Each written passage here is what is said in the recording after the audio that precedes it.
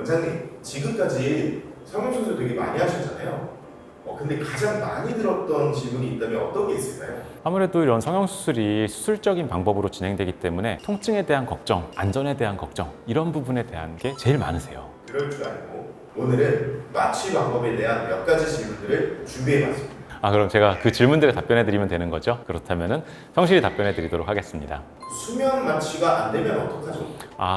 이거 정말 많이 듣는 질문이에요. 우선 수면 마취라고 하는 거는 전체적인 마취 스펙트럼의 일종이에요. 전신 마취와는 다르게 근육 이완제를 쓰지 않아서 자발호흡, 스스로 호흡을 할 수 있는 거죠. 이러한 방식은 많은 분들이 알고 계시는 내시경 검사라든가 고통이 크지 않은 성형시술, 수술을 할 때 쓰이는데요. 그런데 마취 전에 많은 분들이 수면 마취가 안 되면 어떡하죠? 저는 수면 마취가 잘 안 들을 것 같아요. 이런 걱정을 하시는 경우들이 많아요. 하지만 제가 수술을 할 때 마취가 안 되는 분들은 거의 계시지 않았으니까 크게 걱정하지 않으셔도 되겠어요. 그런데 모든 것에는 예외라는 것이 있듯이 수면 마취가 잘 듣지 않는 케이스들도 가끔 있기는 하세요. 하루하루 빠지지 않고 과음을 하시는 분들 있죠. 그런 분들은 수면 마취가 잘 안 되는 경우들이 있습니다. 또한 마취가 되더라도 금방 깰 수도 있고요. 이러한 것들은 잦은 음주를 하게 됐을 때 중추신경계에서 수면 마취 약물에 대한 내성들이 좀 생길 수 있기 때문이에요. 그렇기 때문에 수면 마취를 계획 중이신 분들이라면 반드시 최소 수술 일주일 전부터는 어느 정도 금주 해주시는 것이 좋겠습니다. 수면 마취 중에 헛소리를 하게 될 수 있나요?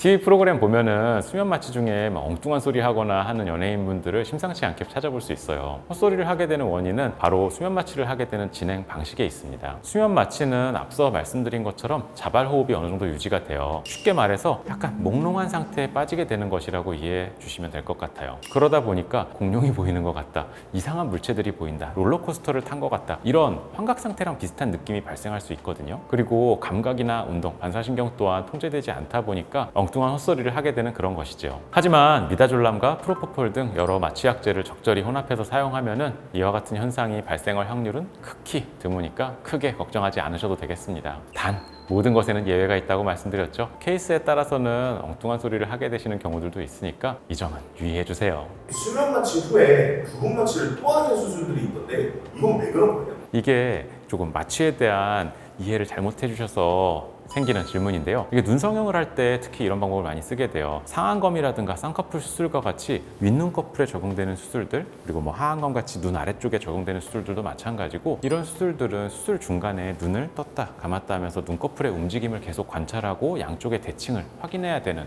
그런 수술이에요. 그렇다 보니까 수면 마취 후에 환자분을 깨워서 정신이 어느 정도 있는 상태에서 저랑 이렇게 대화를 나눠가면서 수술을 진행해야 할 수 있거든요. 아마 지금 이 영상을 보고 계신 분들이라면은 정신이 계속 들어있는 상태에서 수술을 진행한다?